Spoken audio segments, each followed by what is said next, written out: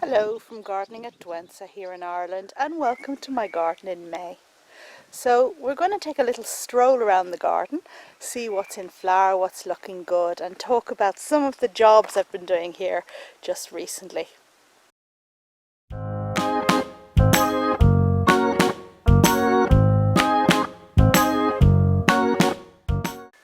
And we're starting over here at what I like to call my spring border, and we can see that we have a deciduous azalea that's zinging out from over here at the moment.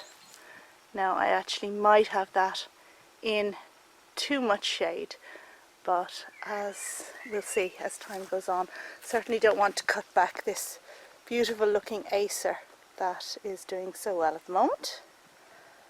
And so let's take a little walk through here, and as you can see the edges have started to be cut, and that's a job that goes on. And I've discovered in this border here a bare patch. Now you may say that's not a good thing to discover, but I'm actually delighted because I have some sanguinaria that I dug up from elsewhere in the garden, and I was looking for a shady patch to put it in, so that will just fit the bill. And here we have a geranium that in just a few months is going to completely cover all of that area with the scrambling flowers, so that's to look forward to. Milano Salina is looking good, about to flower. See those pink flower heads up there? Looking really good. And just behind the geranium we have a cute little arum, which we have just missed flowering. Look, they've gone over now. They were pretty. Oh, what a shame. So as you can see, the garden really is bursting forth with growth at the moment. Hostas are really looking well, and that giant hosta, Empress Wu, is looking bigger than she ever has before. Really pleased with that. The white flowers on the right that you saw in the last video have gone over, but that's okay because there'll be other stuff coming. There's a bit of a mess over there in front of the greenhouse because I took the cymbidium orchids out to water them on the lawn, and they're still sitting there. So we'll just forget about that for the moment and move on with our garden tour. So we're going to take a little walk down this way past this low growing Acer, and I'm going to introduce you to his big brother in just a few moments.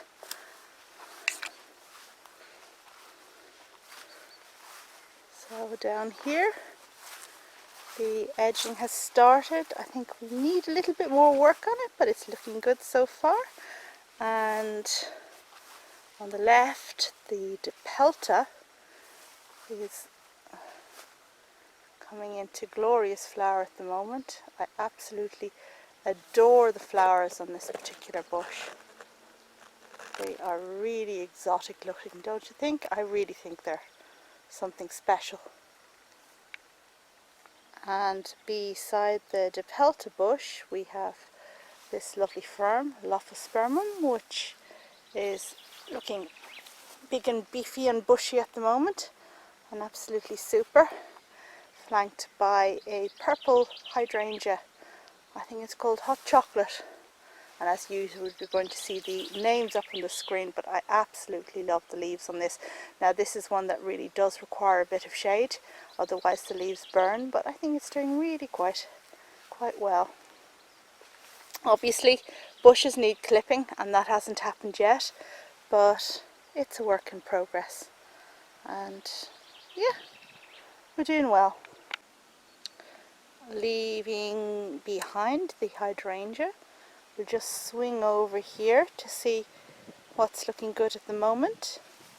And we have a Kalmia. It's covered in buds, absolutely covered in buds. Can't wait for these to burst forth. And close by we have a Rhododendron Cilipense, as I recall.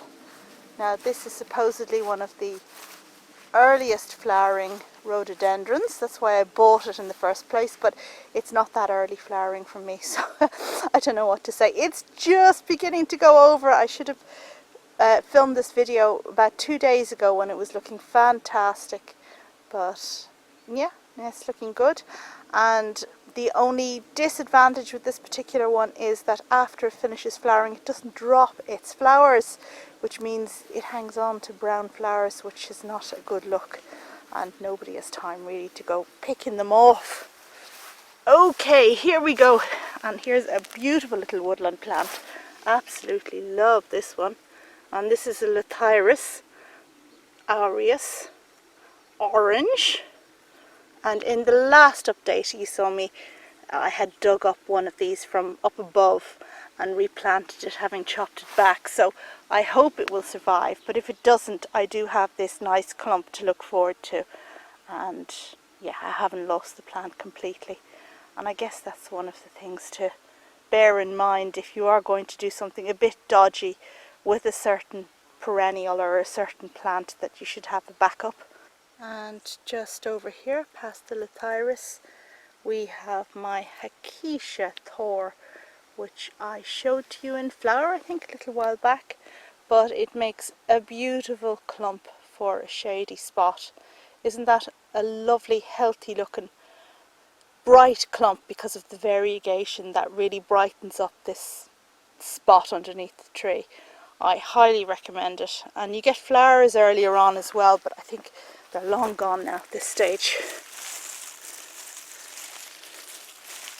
I can't. Well, I'll show you what I mean. They're not real flowers, but the flowers, they're like this, with what looks like petals, which are the same as the leaves. And it certainly is a welcome addition to the border. Very glad to have it.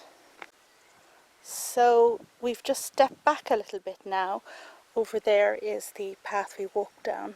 There's the rhododendron, and we're just looking at another part of the garden. This border here is what I call my late interest border, modelled after the new perennial movement, the European new perennial movement. And I made a separate video about this border a little while ago, which I'll link to at the end. Now, the main problem with this border, as far as I'm concerned, is early interest, and the fact that the persicaria in there look startlingly like dock leaves before they flower. And they're not dock leaves. This bed is weeded, so that's not a good look when you have an open garden. But one interesting development is the fact that this annual Cerinthe has decided to self-seed around the border, and I've encouraged it because really, you know, and now, at least now I have something going on in the border in early summer, and just weeded out some that were too near the edge just to make it look a bit neater. So I'm quite pleased with the development there. I'm actually thinking of redoing this border completely in autumn, digging everything up, and yeah, I'm just doing something new with it, but I'll keep you informed. On this side you see a couple of my favourite perennials that have popped up in my monthly series, a month of perennials, which I hope you're all watching. And in each video I talk about a particular perennial that I love in the garden and how to deal with it and how to grow it and why I particularly love it. So you will recognise some of the ones that have been talked about already, and yeah, but this is how they look in combination, which I think is quite good. That geranium at the front there, that mound, that's a clump forming geranium called Summer Skies, and it produces double blue and white flowers on very tall stems just a little bit later in the season. It really is worth having. It just needs to be staked ever so slightly, but I've echoed it in several places in this border, as you can see, because I liked it so much. And let's move over here. Do you hear that sound? Let's see if we can get close up. But down here we have a lot of bumblebees hard at work, and other bees too. They absolutely love the Cerinthe. And you can see here how much they're enjoying this Cerinthe. So I'm very glad that I have something nice and ornamental, and also that the bees will like. Okay, up we get. And there's something I want to show you around this corner here. So just turning around here, where I have just finished weeding and edging. Looking back, wobbly camera work, but I want to show you this Pride and Joy Japanese Acer. Let me just stand back far enough so you can see it. Now, isn't that sumptuous? I am so delighted with this. It is 18 years old, and we brought the tree from our previous house. In fact, I was like, oh no, Acers don't transplant very easily, I think I'll leave it behind. But my husband insisted, and I'm so glad he did, because now we have the most glorious specimen. Now, like these Japanese acers with the dissected leaves, they really don't tolerate a lot of wind, but it seems to be sheltered enough here. And in fact, over time my garden has done quite well in developing its own shade. Really pleased with that specimen. And I've planted snowdrops in under it, which you see in spring when the leaves are completely gone. And we're up at the top here where the twin viburnums are in full flower, and I absolutely love this shrub. Lots of beautiful flowers. I've been removing some of the lower branches just to make it a bit more sociable in the border, let's say, and really pleased with how this looks, especially from a distance. As you go in and examine the flowers, perhaps they look a bit yellower than the impression the whole thing gives from a distance. But yeah, very pleased with that. And then just over here, as edging and weeding continues, there's always weeds. I just want to show you how I'm edging the areas that need an absolute straight line. And can you see it yet? What we have here is string that marks the edge of the borders. And let me show you how that's attached up here at the very top. So the string continues here, and at the very top it's pegged in with a tent peg. There we go. Now I only go to the trouble of marking out the edges before cutting them in areas where it's very important, and it's important here underneath the arches where, well, it's supposed to be a straight line. So if it's a wonky line, it just doesn't have the same effect. And you see down there the wheel that's kind of drawing your attention. Well, we need a completely crisp edge going down there, and just imagine in a month or less, June, then this border here, which is only half cut at the moment, so it's been cut on this side but not completely here, it's going to be flanked by this tall blue Campanula, which will get to 4 or 5 feet tall and have blue flowers and look absolutely magnificent. And on the other side we have that red Lychnis, which isn't as tall but looks just as startling and striking and magnificent. And the whole idea with the straight line is that it's then softened by flowy planting that kind of burgeons out over the edge. So anyway, that's the plan. There's the weeds. And this is Rhododendron Virginia Richards, as far as I recall. If not, then a different name will be on the screen.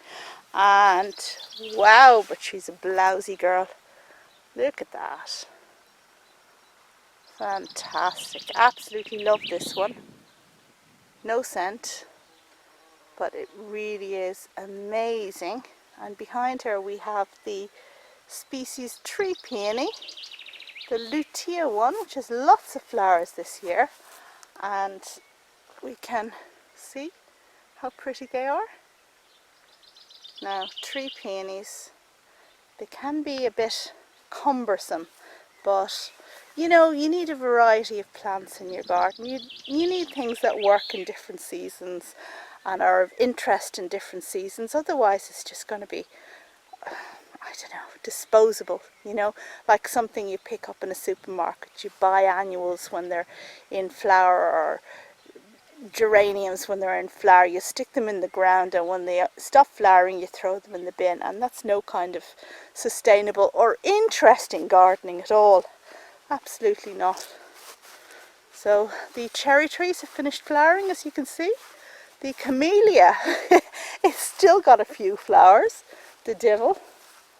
And here we have the lower part of the garden, which I don't think we're going to spend a lot of time.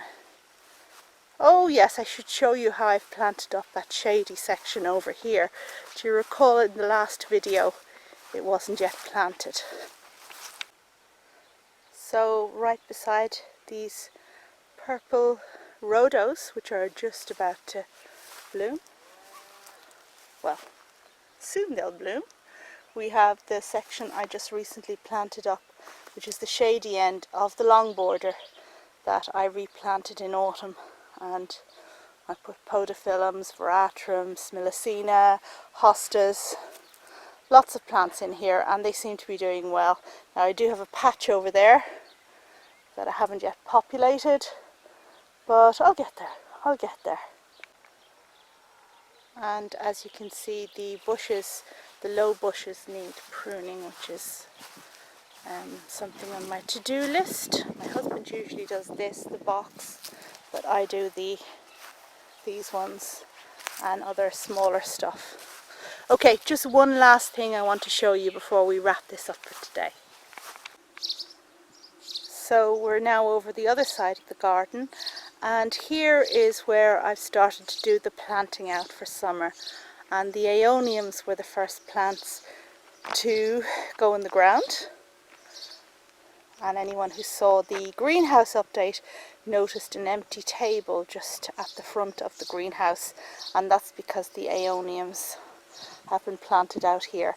Now I'll actually fill that in a bit better with some pot plants that I'll just probably just sink the pots there and it'll look good. But it's good to get the first stuff out.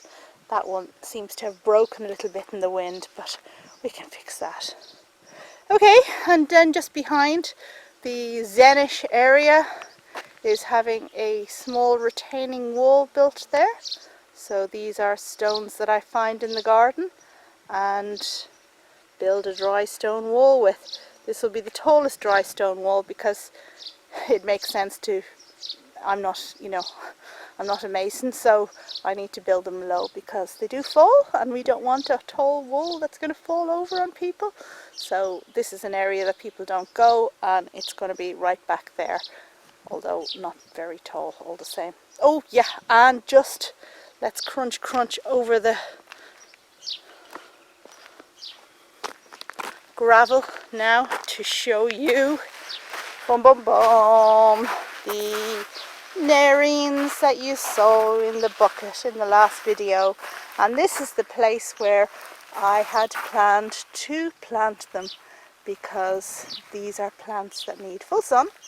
They don't mind a shallow root run, but what they really don't like is when other plants overshadow them. And I feel that they might do really well there, and a flower fully. So that's my hope anyway. Okay, I guess that's the end of the video in the workish area of the garden. I hope you liked it, and if so, check back for other updates like this, and don't forget to look out for my mini series on perennials. Thanks for watching as always. Bye.